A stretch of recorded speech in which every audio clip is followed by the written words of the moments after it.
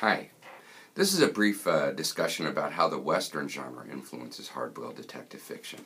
Looking for the Western genre might be kind of fun, actually, because within the Western genre is a lot of what includes the drama and sometimes the silliness that goes on in hard-boiled detective fiction.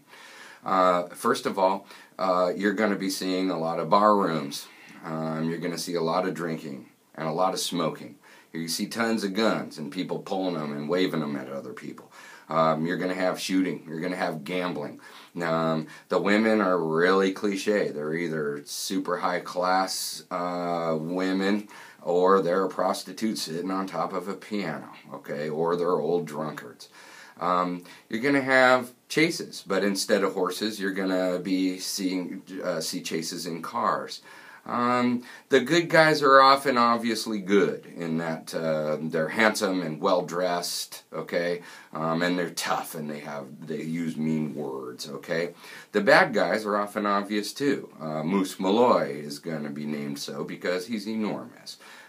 So some of the real obvious beat you upside the head type things that you see in hard-boiled detective fiction take itself from the Western influence. Now, there's one thing that I want you to keep in mind as you're going through the book, and that is there's a romantic aspect to the Western. The idea that despite whatever trouble is going on in a particular town or area, one man through sheer force alone is going to be able to correct it. There's a new sheriff in town, for instance, all right? Now, that gets kind of undermined hard-boiled detective fiction by the Gothic influence, which I'll talk about next. But the idea that one man, through good ethical decisions and just plain strength and toughness, can right a wrong is something that is prevalent within the genre. It's sort of like the dream of hard-boiled detective fiction that never gets realized. There's another thing I want you to think about. When these books were written, we're talking about from 1936, when I'm talking about the ones in my class, so we're talking about the mid-30s to maybe early 40s or even early 50s at the latest. Los Angeles was a much more open area than it is today.